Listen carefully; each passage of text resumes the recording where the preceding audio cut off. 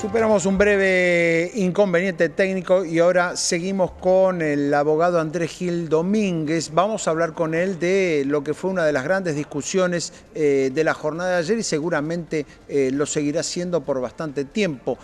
¿Qué pasó con el derecho de Cristina Fernández de Kirchner a recibir una pensión por viudez y a recibir su pensión especial por ser expresidenta de la Nación Argentina y ex vicepresidenta, dada la condena que recibió en segunda instancia por un delito de administración fraudulenta? Vamos a hablar de esto con el doctor Gil Domínguez, que ya tiene la gentileza de atendernos. ¿Qué tal, Andrés? Buen día, ¿cómo le va? Buen día, ¿cómo están ustedes? Bueno, hay allí un planteo por parte de la expresidenta que dice que el Poder Ejecutivo actual no tiene derecho a evaluar su buen nombre y honor y su desempeño, sino que eso lo hace únicamente el Congreso a través de los mecanismos de juicio político. Por ende, si no puede juzgar eso, no estaría en condiciones de retirarle sus saberes previsionales. ¿Qué es lo que sucede con eso? Que las jubilaciones y pensiones de privilegio están reguladas por una ley sancionada en 1991 durante la primera presidencia de Carlos Menem y que abarca un universo muy amplio de presidente y vicepresidente, ministros, secretarios del Ejecutivo, jueces de la Corte, jueces anteriores, miembros de la Procuración, y una vez que está otorgada, genera un derecho adquirido a la persona que es la beneficiaria. Y la ley prevé solamente como causal de revocación de este beneficio la destitución por juicio político o la expulsión por mal desempeño a través de un sumario. Esto es las dos únicas causales que la ley prevé para poder retirar este beneficio. No prevé expresamente que la causal de una sentencia o una condena que debiese ser firme por el delito de administración fraudulenta contra el Estado. Ahora, si la administración sobre esta base quisiese revocar este beneficio, el único camino posible que tiene es presentarse a la justicia a través de una acción de lesividad y solicitarle al juez o jueza competente, en base a los efectos que considera que tiene una sentencia definitiva por la comisión de este tipo de delitos, se está violando el concepto de ética pública, se está violando aquellos valores que hicieron que se le otorgase este beneficio a una persona. Y si un juez lo acepta, ahí sí podría la administración revocar. Pero la administración no tiene ninguna facultad para ir en contra de una ley, para desconocer derechos adquiridos y para revocar un acto que no ha demostrado que en su concesión fuera nula, nulidad absoluta. Y esto, doctor, se mantendría aun cuando la Corte Suprema, cosa que no ocurrió desde luego, pero digo, aun cuando la Corte Suprema de Justicia de la Nación confirme la sentencia que conocimos ayer, se mantendría la misma situación. La misma situación, es más, solamente con la confirmación de la Corte Suprema de Justicia de la sentencia de primera instancia ratificada por casación, recién ahí podría ir a la justicia.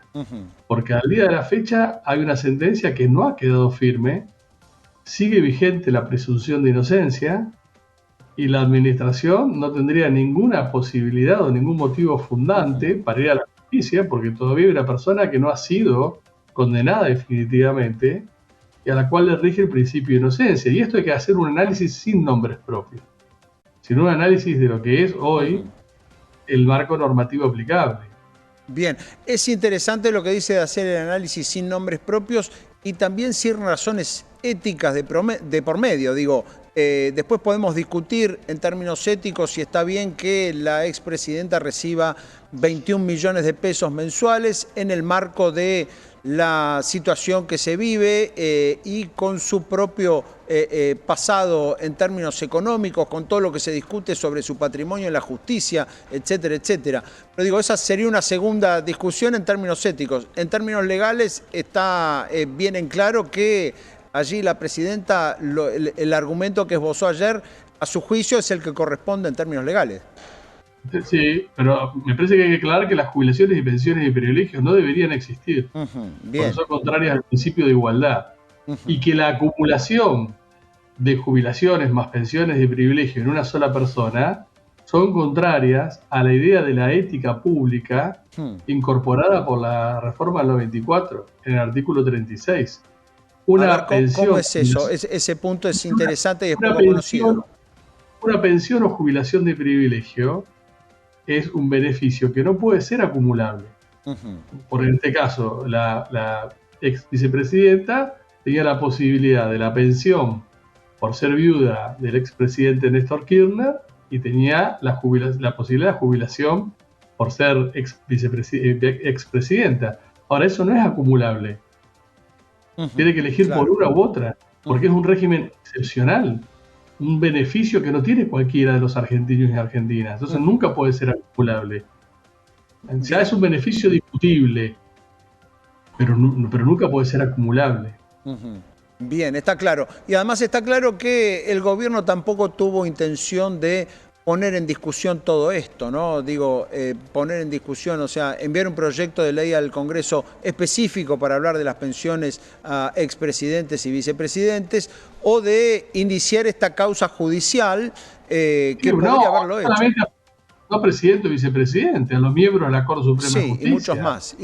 A los ex miembros de la Corte Suprema que están cobrando hoy también jubilaciones cuantiosas. Claro. A los ex jueces que están cobrando jubilaciones cuantiosas. Sí, por no dejar de mencionar el caso de Adolfo Rodríguez Saá, que cobra 16 millones de pesos por mes desde hace 22 años, 23 años, por haber sido presidente no electo por el voto popular durante 5 días y lo sigue cobrando.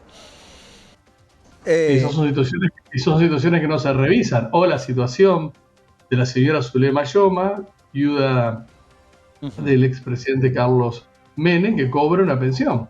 Cuando claro. Carlos Menem llegó a estar, hasta que la muerte lo alcanzó, en la misma situación que está Cristina Fernández de Kirchner. Procesalmente hablando. Exactamente. Esto, doctor, trae atado a esta situación con la pensión de la expresidenta el tema de la ficha limpia, ¿no? ¿Por qué? Porque, bueno, ya se sabe que hay proyectos en el Congreso con el tema ficha limpia y algunos dicen, bueno, esta condena, si existiese un régimen de ese tipo que impide que aquellos que tengan determinadas condenas en su contra puedan ser candidatos, a la expresidenta le correspondería, le cabría esa restricción. ¿Qué opina usted de este régimen de ficha limpia? ¿En qué países se aplica y si realmente cree que es algo que corresponde en base al ordenamiento constitucional argentino?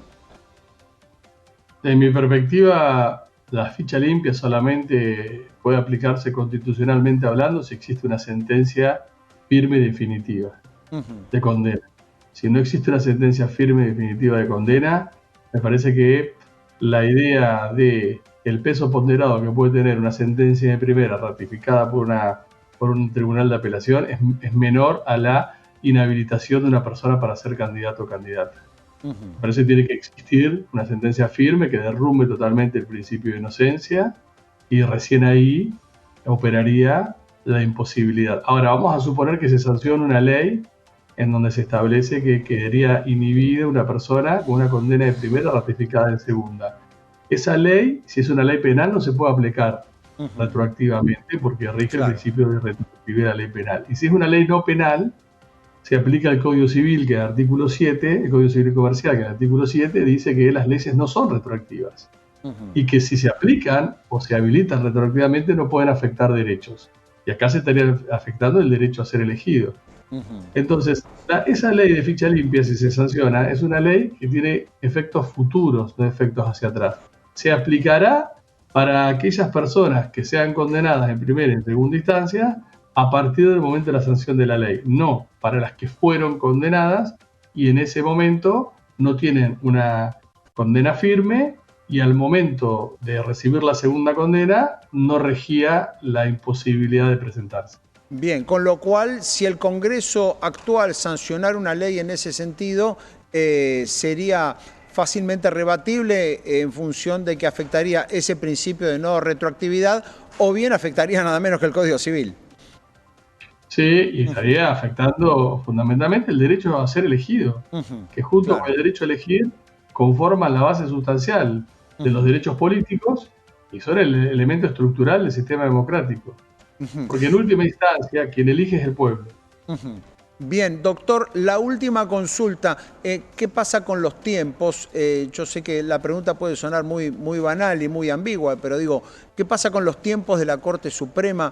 ¿Qué puede hacer el propio sistema legal argentino para que no pasen estas cosas donde, por ejemplo, hay causas que caen en abstracto porque la Corte Suprema las tiene y las, no sé cómo decirlo, pero digo, las tiene y las mantiene, pero nunca termina de fallar? ¿Qué puede hacerse desde el sistema legal argentino para evitar esos tiempos interminables? Y sancionar una ley orgánica Ujú, de funcionamiento integral de la Corte Suprema de Justicia, en donde, entre otras cosas, se le pongan plazos. ujú, La Corte no tiene plazos, no tiene orden cronológico de resolución de causas, no tiene agenda pública de resolución de causas. ujú. Es algo parecido como a los tiempos de Dios, insondable.